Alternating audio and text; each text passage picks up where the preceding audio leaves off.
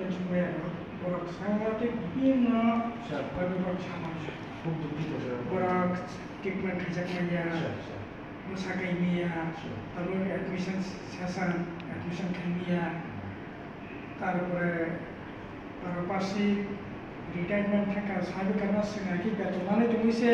বিভিন্ন loan tone হেন তেন বক সকল পেশা কন্যানি চিকিৎসা খাইজাক লোন টোন নাও আইনেছে বিপর্যস্ত তাবো রাগমাইয়া যদি 1 বছর 1.5 বছর বা 6 মাস 7 মাস থাকে তবু আনারও প্রায় বড় খাইব তো বাহাগিয়ে নেয় কারণ অন্যান্য মানবিক দৃষ্টিভঙ্গিতে নাইনা উচিত সেকেন্ড বক্তব্যকে কিছু বুঝে নেই মানে বাজেটও যখন 100 পয়েন্ট 200 চিনি বাজেট কমিশন যে নর্মস তো প্রথম ডাইরেকশন অ্যাডমিনিস্ট্রেশন যে হেড ওই হেডও পেনশন কতজন থাকনাय কতজন বছর কয়টা টিএ होनाय বা আবো হাকে সব মিলই ডাইরেকশন অ্যাডমিনিস্ট্রেশনের যে হেড ওই হেডও পুরাটা রকম বাজেট পাস নিচে এই যে 182 বা 282 জন রিটায়ারমেন্টে ডাইরেকশন অ্যাডমিনিস্ট্রেশনের হেড ওই হেডও টাকা আবনের পরে 500 কোটি বা 600 কোটি বাজেট অ্যাপ্রুভ বাজেট ও 600 কোটি ও টাকা দেবা ক্রমে বেতন ভাতা দিয়ে গাড়ি ঘোড়া ক্রমে বাকি যে পোর্শন আবাইছে जों তাই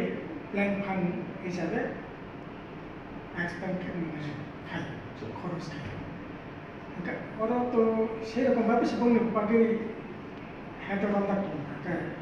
তাহলে প্ল্যানিং না করতে স্যার আমাকে হয় স্যার কারণ একজন পেনশন থাকা স্যার হয়তো বনে স্যালারি হয়তো বাজেটের প্রভিশন না স্যালারি না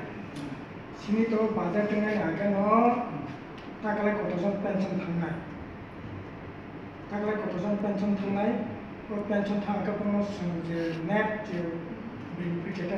আর পারপাসে কিছু খরচ নাই কোন পেনশন পারপাসে কিছু খরচ নাই আবার তো বাজেটটা এবার ক্যালকুলেশন খাইনা রংটা কমলাকে রঙই বনে অ্যাপ্রুভ বাজেট যেন 500 কোটি টাকা বিশিং 550 কোটি টাকা আর পারপাস খরচ খায় বাকি যে পোর্শন বাইসানি প্ল্যান ফান্ড হিসাবে আর কি কিনে ও জায়গা তো